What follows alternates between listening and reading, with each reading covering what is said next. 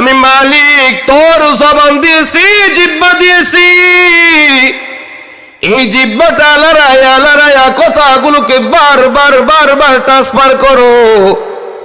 আমি আল্লাহ তাআলা অনেক মানুষকে জিহ্বা দিয়েছি, যার রাস্তায় রাস্তায় চলে মাকে ডাকতে পারে না, বাবাকে ডাকতে পারে না। জিহ্বা দিয়েছি বটে, জিহ্বার ভিতরে কোনো ক্ষমতা দেই নাই, পাওয়ার দেই নাই, জিহ্বা লড়াচড়া করে কিন্তু কোনো কথা বের হয় না। আল্লাহ কয় তোমাকে জিহ্বা দিলাম আমি আল্লাহ তাআলার ব্যাপারে ফাহিশা কালাম বলার জন্য না, আমি আল্লাহ তাআলা দিলাম জিহ্বাটা লড়াইয়া লড়াইয়া আমি মালিকের প্রশংসা করবি। জোরে কোন কথা ঠিক ঠিক না? কিন্তু আজকে ও নওজোয়ান যুবক ও বৃদ্ধ বাবা, আজকে তুমিও জবান লড়াই আমার মালিকের প্রশংসা করো না, আমরাও মালিকের প্রশংসা করি না। আল্লাহ তাআলা জিহ্বা দিয়েছে, জবান দিয়েছে আল্লাহ তাআলার নামের উচ্চারণ করার জন্য, আল্লাহ তাআলার কালামটা তেলাওয়াত করার জন্য। কথা কোন কথা ঠিক ঠিক না? আল্লাহ ডাক দিয়ে কই জবান দিয়েছি আমি, এই জবান দ্বারা তুই মাকে ডাকবি, বাবাকে ডাকবি, নেতা নেত্রী ডাকবি, কোনো সমস্যা নাই। তবে জবানটা লড়াইয়া আমি মালিকের বিরুদ্ধে আচরণ করবি না, ভালো কাজ করতে না পারলে খারাপ করবি না।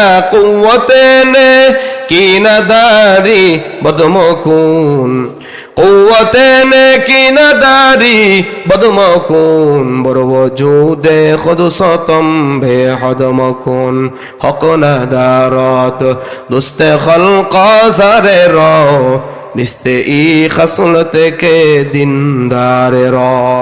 আল্লামা শায়ের ডাক দিয়ে কই শোনো, এ তুমি তোমার জবানের মাধ্যমে তোমার জীবনে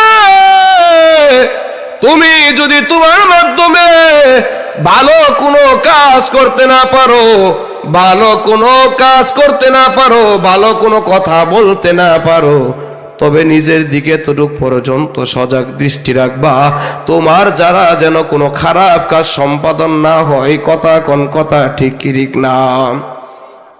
আল্লাহ বলেন জবান দিয়েছি আমি আল্লাহকে ডাকার জন্য, জবান দিয়েছি ভালো ভালো কথা বলার জন্য, জবান দিয়েছি কোরআন তেলাওয়াত করার জন্য। এই জবানের মাধ্যমে কোরআন তেলাওয়াত করলে কি লাভ? জবানের মাধ্যমে কোরআন পড়লে কি লাভ?